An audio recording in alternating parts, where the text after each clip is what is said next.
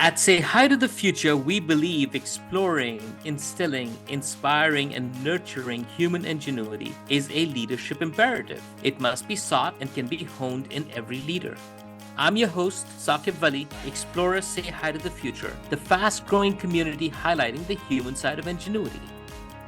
One of the things that we'll introduce in here is diversity, equity, and inclusion as a source, as a power play for how you could attract, retain, engage talent. What we'll also explore, like the topic suggests, that mental health is not something that we all talk about a lot, but clearly, if done right, can definitely be another one of those areas that can be helpful for attracting, retaining, and also engaging talent. So with that, let's try and bring up the three panelists. May I please request Jennifer Khan from Ellis Don. May I also ask Shana Nelson from Sobeys. And then we've got Meegan Morris. Welcome, everyone.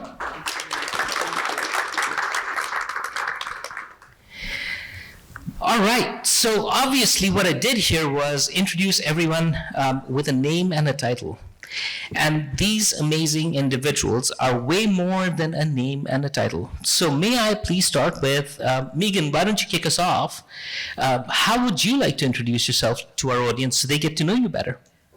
And by the way, towards the end, give us a lesser known fact. Something that About me? about you that people can't read on LinkedIn. Okay. So I think one of the things to start about myself is I'm a banker. I'm a career banker. So very different than what I think a lot of you are here today. I feel like there's a lot of HR professionals in the room. So I'm hoping to give you a different perspective. I've been in banking for over 25 years, Scotiabank, HSBC, CIBC, and now I'm with Canadian Western Bank. And it is a refreshing change. CWB opened in COVID, so we opened our first branch in Mississauga. We opened another branch a year and a half later in Markham. We recently opened our downtown branch, and we are opening a branch in Kitchener-Waterloo in the spring. So it's been exciting being a part of this growth. I think some people might think when they think of banking, they might think of the Hunger Games. And it's very true, and how that impacts your mental health. So it's been, when I say refreshing, to come in and bring my expertise as a cash manager, but also bring this love and compassion I have for mental health and be able to serve the bank in that capacity as well. A less known fact about me that I would never post on LinkedIn is I am a pug lover. And I think, people say, what are you going to do in retirement? And I want to rescue pugs and create like a pug ranch. So anyway. Awesome. Shana. Hi. So Shana Nelson, what can I share with you that you might not be able to find on LinkedIn? I'm a mom of a 22-year-old student athlete, and he's kept us incredibly busy and incredibly proud for all those wonderful years. I, too, am a dog lover. We've got a 10-year-old miniature schnauzer. And from a career standpoint or from a professional standpoint, I would say that had you asked me where I would be 25 years into my career, I would have had no idea. I've really been blessed with many guardian angels, if I can put it that way, that have tapped me on the shoulder and saw something in me and allowed me to move into roles that I would not have chosen for myself. So when I look back on my career, I feel super proud of what I've been able to accomplish and be exposed to because of those individuals. So, when I think about my most recent roles, so currently mental mental health is my focus, sort of my day-to-day focus. And coming into that from DE&I, it's been a culminating experience, is probably the best word that I would use, bringing together just my work in leadership and learning. And my years in consulting versus corporate roles are almost even right now from my career. So that's been an incredible perspective to the work that I do. Thank you, Shana. Jennifer? Hello, everybody. My name is Jennifer Kahn, and I am the Vice President of Inclusive Diversity at Alice Dawn. I use pronouns she and her, and maybe I'll tell you a little bit about who I am first and then what I do. So who I am first and foremost is a mother and a wife and a daughter and a friend to many people. I've got 2 little boys at home, Aiden and Isaac, who also keep me very busy. And I've been married for 17 years, if you can believe. I sometimes can't believe it myself. I am an interracial, religious, ethnicity, everything kind of marriage and family life. I come from a very diverse family right from when I was born coming all the way through. So diversity is in my bones, and I didn't realize that, which I'm sure I can tell you a bit more. I've been working in the industry, in the construction industry, for the better half of 20 plus years. Very loyal employee, been at Alice Dawn for now 12 years. Have gone through a number of different roles and found myself in DEI 4 years ago working full time. And I still don't know what I want to be when I grow up. So I'm, for all those people out there who don't know, I'm with you. But it has been absolutely a pleasure. It's been completely eye-opening and quite challenging. So happy to share my stories, triumphs, and failures up here on the stage with you. Love the fact that you said who you are before what you do, and that's so critical, especially in how we're going to be having this conversation. But we still need to know a lesser-known fact. Yes, a lesser-known fact. I guess that I lived in Mexico City for about half a year in my earlier days, and I was teaching English as a second language there with my now husband, which wasn't my husband at the time, and everyone says he had an ulterior motive that clearly panned out for him. Fantastic. It's so much better when we get to know the individuals that are here with us. So thank you all for entertaining that question. Jennifer, let's begin this conversation with you, and I'm going to start with a very ignorant stereotype. Construction industry is all men. So given that, and you are Vice President for Inclusive Diversity, which, by the way, just by that title is amazing because somebody thought about that. Tell us a bit more. How does DEI work at a company that's, out of my ignorance, all men? Clearly not. Clearly not. And I thought about my own title. So just if you thought anybody else gave it to me, no. I had put a lot of thought into what that was and was given the opportunity to do that. When I graduated from university, before so, I wanted to be a teacher until I realized that I didn't, and then had no idea what to do with the rest of my life. So much like many grads, I took the first job that was offered to me that seemed like it had a pretty good salary, it was close to my house, and it was within the construction industry. Little did I know then that apparently the first industry that you work in is likely the one that you're going to stay in for the rest of your life. I had no idea. So just know all those people who are working in universities and colleges, please make that known to your students. And absolutely the industry has changed over time. So in the last 20 years, I started off working on a construction site, much younger, walking down a site and getting catcalled by the roofers on our residential sites.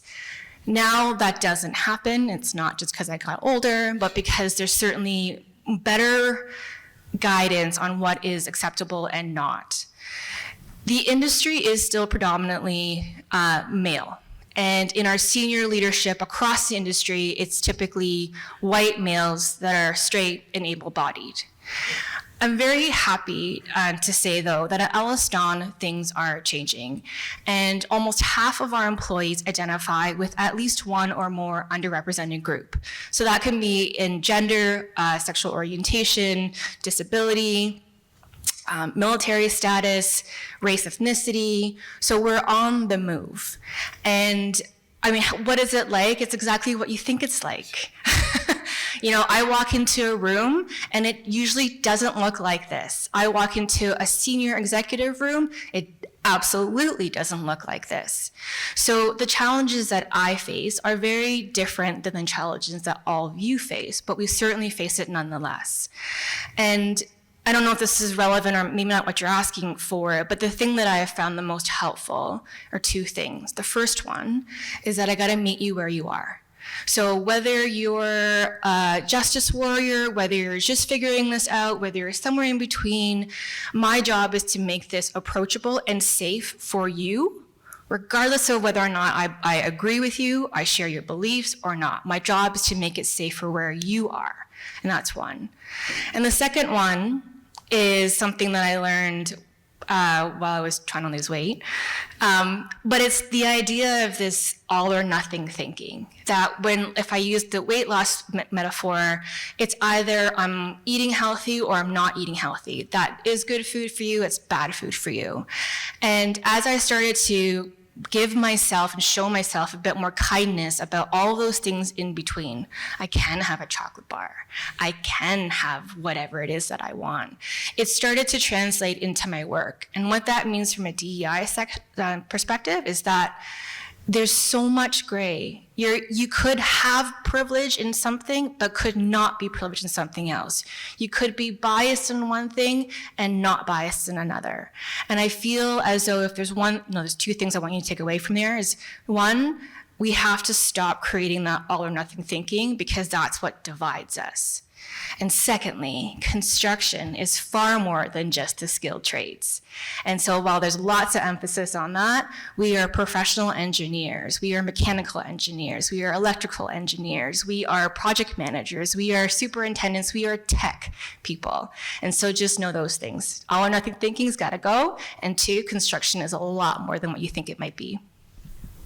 You know, meet and see people where they are is a great way for us to continue this conversation a bit. If I were to think about construction, the other stereotype that goes through my head is it could be remote, it could be physically demanding, right? And yes, for sure, there's a lot more than just skilled labor. I completely understand that. Having said that, what are some of the programs, strategies that Ellis Don implements, uses, that you might have put in place, that creates a sort of an open and safe environment, specifically around mental health? Is there an area that one should be thinking about when it comes to a physically demanding space and also a mentally demanding space? Yeah, absolutely. I hesitate because I'm not going to answer your question exactly how you've asked me, because I don't think I think of it differently. My job right now is in diversity and inclusion. Some of the folks here today have that part of their role, or perhaps they work on mental health. And although at the core of it, the benefit is the same. The benefit is for people to put policies, programs, supports in place so that people can perform at the highest potential. But our work is different, meaning this: if you're working on DEI, it doesn't mean that you're working on mental health. And if you're working on mental health, it does not mean that you're working on DEI. And while they're connected and while they're aligned, they do have different things that they have to work on. And I find that, and especially in recent days when there's been kind of attacks on what DEI is, a lot of folks want to gravitate to, well, don't worry, I have a mental health program. Well, that's fantastic. But you're not necessarily getting to the root of what causes mental not wellness. So from a DEI perspective, some of the things that we're working on are things like bias in hiring, bias in retention, bias in promotion, terminations. What does that look like? And so my work is on education, it's on microaggressions, it's on racial discrimination, it's on religious discrimination. It's on the things that, as a woman of color, and all of you have different intersex, it's different than it's different than somebody who might be dealing with anxiety or who's dealing with depression. And while equally important, it's not quite the same. So from a DEI perspective, I guess there's one example that I'll show that I think shows the alignment, and that's the implementation of our new employee assistance program. And one of the things that was really important to me as we were looking through the different providers is how does it actually include the lens of diversity, equity, and inclusion? Our previous suppliers was this: you would have a problem, you would call the number, that number then either helped you on that spot, but generally they would refer you to whoever was closest to your house. Now with our new system, Inkblot, if you're wondering, we have the ability, or employees have the ability, to actually be more involved in the selection of their support worker. So you can look at things like somebody who shares my gender, or somebody who's of the same orientation, or somebody who speaks a specific language. And all those things matter, because if you're from an underrepresented group, the last thing that you want to do, especially when you're in crisis, is have to explain the things that you just want somebody to know. And that's something that we can't all know, and that's not something that we should know. But I think in that example, that's where we connect, is that at the end of the day, somebody might need the use of an EA program because they've experienced race-based trauma at the workplace. Or they might need an EAP program because they've had a loss in the family. Whatever the need is, the result is the same. But the way in which we get there is a bit different, and I think that difference has to be recognized. So I'm sorry if it doesn't quite hit what you asked me for, but that's kind of where my head is at. It's beautifully said, and please, just for Shana and Meegan as well, my questions, this is not a question answer session. So my questions are just ways of sparking a conversation, and please, no one has to apologize for how you address it, because what you're doing is you're educating each and every one of us who's listening to you, and getting to know the industry better, getting to know some of the strategies and tactics better, and how you, acquire, retain, engage talent. So thank you very much. Let's give Jennifer a bit of a breather, and let's get to Meegan, shall we? So Meegan, if I were to think about leadership perspectives in a bank and creating psychological safety, right? In like you were talking about Hunger Games, so that almost seems like an oxymoron, but you're gonna demystify that for us. You're gonna say, no, it's not an oxymoron. There are ways we could handle it. So give us some examples of how that openness and psychological safety is created in a banking environment. So that's a big question. And I think it all comes down to the environment that the bank chooses. And I'm blessed with CWB because if I look at the top and what the corporate values are, and I wrote it down, and I apologize because I didn't want to forget.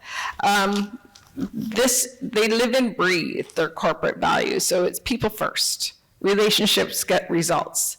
The how matters. Embrace the new. Inclusion matters. And these are the living principles that guide every interaction we have at the bank. And I know some other people will go, other banks have those too. And it's like, well, do they hold the people accountable to them? And this is the beautiful thing about CWB, is they actually hold people accountable. It is the foundation in the ground rules and how we engage each other. So if I take how it matters, and look at, a salesperson who blows it out of blows their targets out of the water every single year, but they are slamming people left and right to get their results, that doesn't fly. And they are very honest there. And then I think as it comes down to the leadership, we're all trained in a very open coaching style. So your leadership, you get this training, this is how you engage. We have coaching and mentoring for our team. So if someone's not comfortable talking to Meegan, they can go to somebody else and learn how they approach Meegan with this topic and feel safe about it. And then right down to, we have 11 different employee resource groups, and I did write them all down, but I'm not going to put you through them all.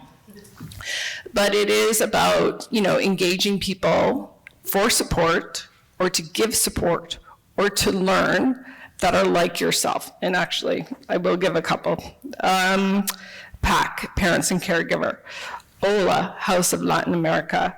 Global, Newcomers to Canada and Allies. And the one that I'm the chair on, or co-chair, apologies, Health 360, facilitating mental wellness through connection. So I'm on a very small committee. We meet quite often, but we really have what we call Wellness Wednesdays, Freedom Fridays, and we really address taboo topics and have a fulsome conversation with them. Our meetings are never recorded. It's a bit like Vegas, what happens on the call stays on the call. But giving people a really safe place to talk and share and learn and listen. So we've talked about things about dealing with grief and how everybody has a different way of dealing with grief. And, you come back to work, your bereavement's over, you're expected to perform. It's not always that way. Anxiety attacks and panic attacks at work. How do you help people cope with them? How do you make people feel safe while they're having them? Very, very triggering things. And we're having one next week on menopause. Sorry. But that's a big topic for women, to talk to their male counterparts on how do I talk to my bosses about this and what I'm experiencing physically and mentally. And it's, as a leader, to sit back and listen, but also to check and make sure that I always put my mask on first and that I'm taking care of myself, because I'm no good if I haven't taken care of myself. And I know we were talking before about exercise, and I'm very vocal with my team about, I'm going out for a walk right now, and I encourage you guys all to do the same because it's a beautiful day. So it's a very top-down methodology.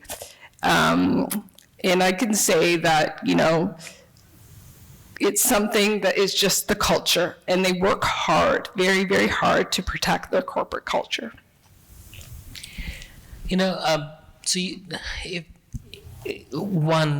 Kudos to you for, it's not, I worked for sufficient large organizations myself, and it's always an over and above that one does. You still have to deliver your senior manager role as cash management, and while you're chairing this effort, so this is fantastic. One of the things that goes through my head, and I don't know if, and this again could well be my ignorance, which is we think of mental health as you're either healthy or sick.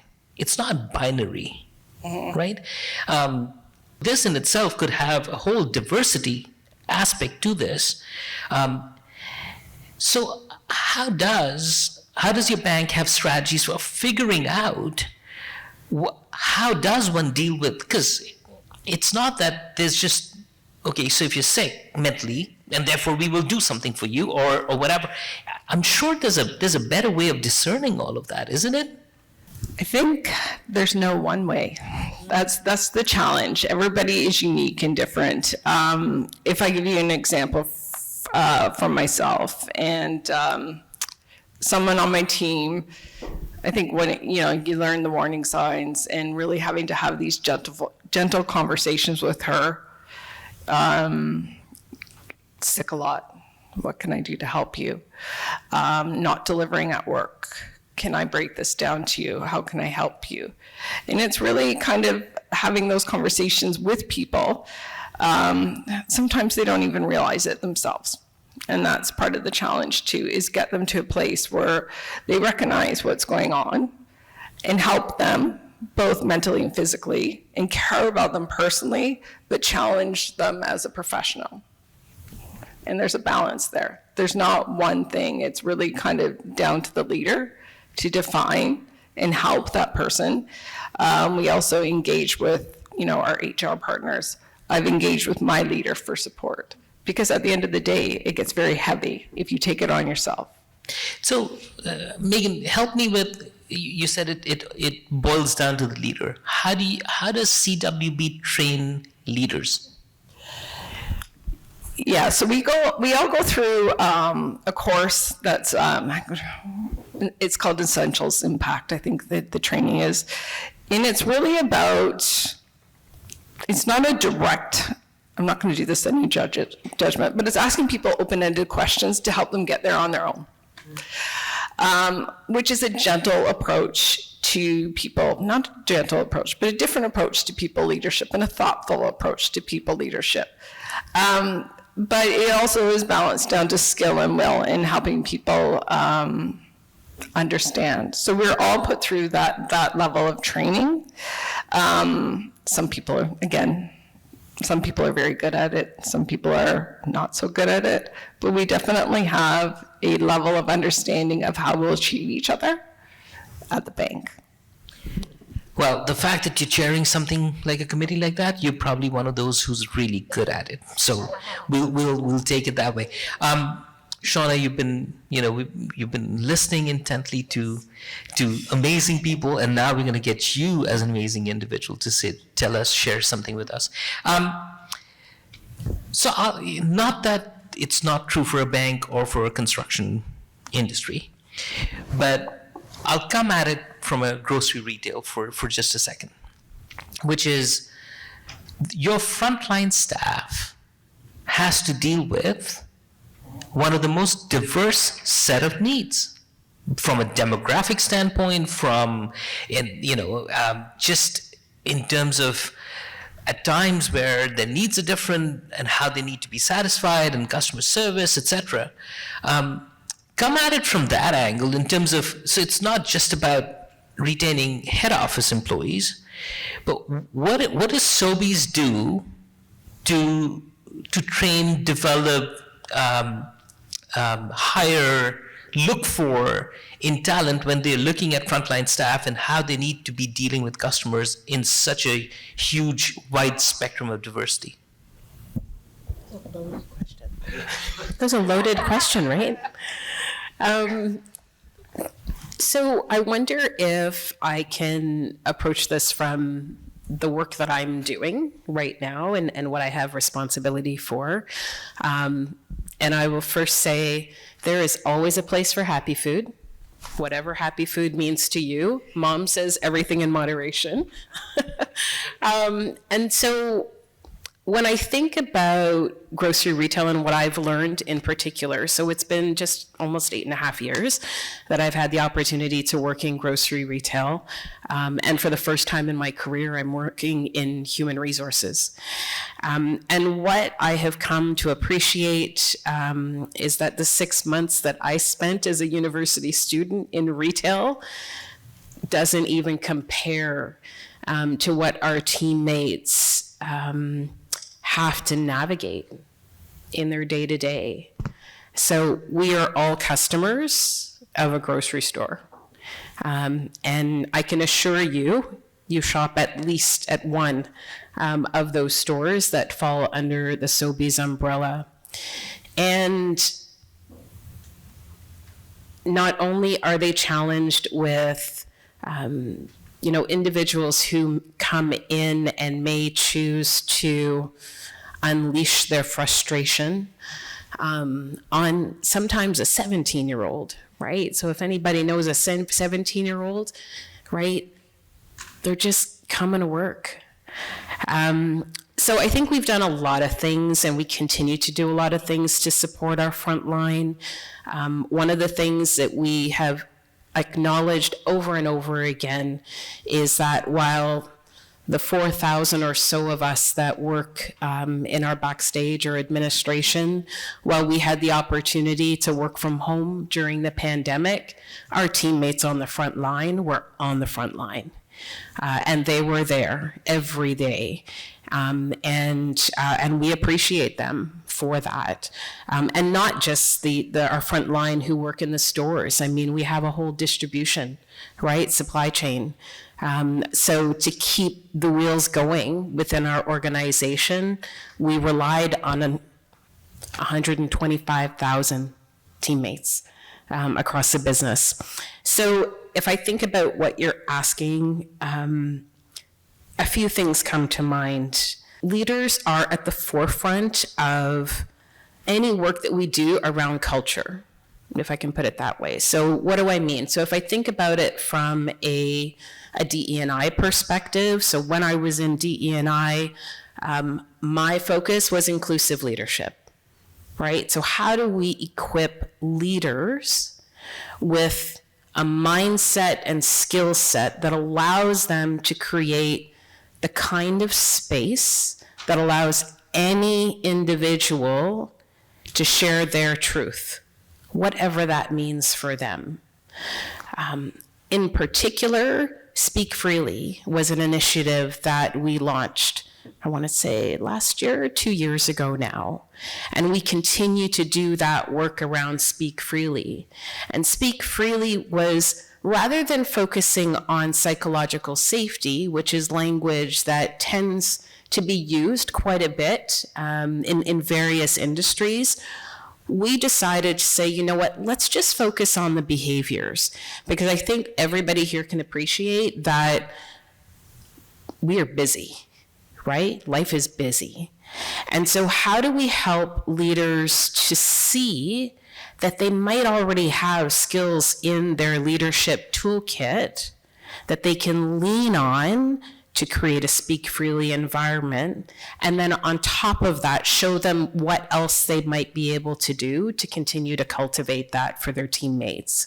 So that's the direction we took with Speak Freely, and that work and investment continues to this day.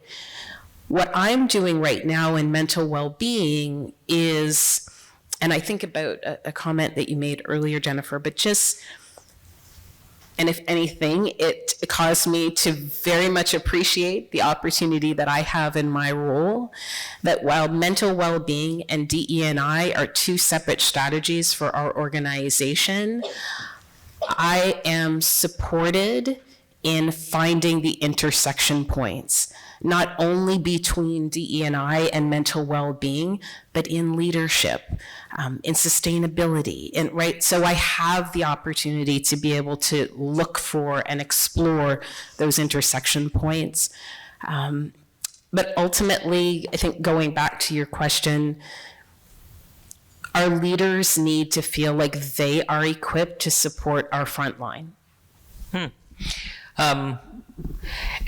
And if we were to double click on the specific area on mental health that you're doing right now, so if I were to the other side to retail, and not just in retail, but we're talking about grocery retail here just for a second. So if we were to hone in on that, there is a ton of seasonality, and seasonality not just from a 1 quarter seasonality. I'm talking about within a week. So, Thursday, Friday, Saturdays are probably very different from a Monday, Tuesday, Wednesday. And that probably puts a ton of stress and pressure on the entire organization, not just frontline, your store ops, your supply chain, your frontline staff, yes. How does Sobeys deal with, or equip, not deal with, but equip its people so that they can tackle that stress and burnout, avoid burnout situations when you have that extensive amount of pressure on you? Well, so I'll focus on what I'm doing this year around mental well-being and the strategies. So when we initially established our strategy around mental well-being, the focus was awareness. So we've got 4 pillars that support that strategy overall. And it was awareness, education, culture, and then of course measurement is a key part of this. And awareness is where we started. That helped to create the space for people to feel like they could have a conversation around mental well-being and mental health, mental illness. So the language was inserted. The focus now is education. So what is it, or how do we encourage our teammates to behave in a way that is going to benefit them so that they can show up at their best at work? So when it comes to the work that was important this year, a few things needed to be taken into consideration. One, we had already started Speak Freely. So Speak Freely, while a DE&I initiative, became a critical foundation for the work that's happening around mental well-being, specifically on education, because we've already made the investment in helping leaders to cultivate that kind of environment. If an employee knows that they can share with their leader that they are struggling, then that's a good thing, right? So that's the kind of environment that we're aiming to create. I'm counting, you saw me, I'm counting. So we've got a few things. SobiesMentalWellbeing.com. It's an external website, and we share that with all of our teammates. This was a site that was introduced about 3 years ago. The focus of that site is central place for resources that teammates, their family and friends, anybody in the communities that we serve can access that website and find articles, videos, any resources to support their mental well-being. So that was key, because remember, we've got 130,000 employees across the country, so scaling the message to employees is critical, right? How do we get to everybody? So this was one place, and this is one source that we continue to invest in. The second thing was e-learning. And I know initially when I made the recommendation, it was really another e-learning course. Are you serious? I'm like, well, wait a sec, right? So, of that 130,000, about 80,000 have access to our learning management system to take learning. So why not leverage that component? So we did. And that's launched. It's only 8 minutes, I'm proud to say. It was a collaborative effort from a project standpoint. But what's been wonderful about it, and if anything, it has highlighted that the interest and curiosity around mental well-being is totally organic. We do not have a KPI associated with mental well-being. We have a strategy, we have an executive sponsor, we've got working committee, we've got an executive committee, but as far as a measure to drive behavior, we don't have that. And so for someone who comes from learning and leadership, this is extraordinary, right? Because I've grown up with people saying, you gotta measure it. If you don't measure it, it's not gonna get done. And we have this moment, this rare moment to show that when individuals are curious, when they are curious and they see that there is something that can benefit them and help them to become the best of who they are, they're gonna go. They're gonna do it. And so, on their own, with some promotion, that the e-learning course is available, that's almost moving on its own. Workshops for leaders to, awesome. Again, reinforce that nobody in the business is a professional practitioner. And so what that means is your responsibility as a teammate and a leader is to create the space.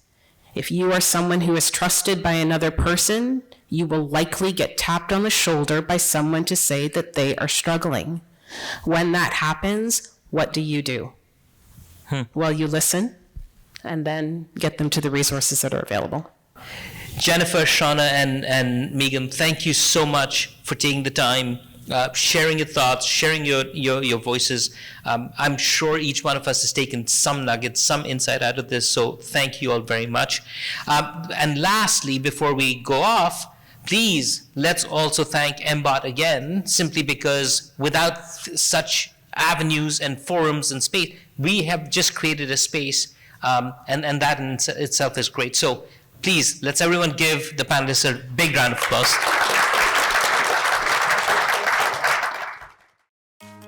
The Say Hi to the Future podcast series is produced by Sonia Romero, edited by Matt Miller, and special effects by Edward Vasquez.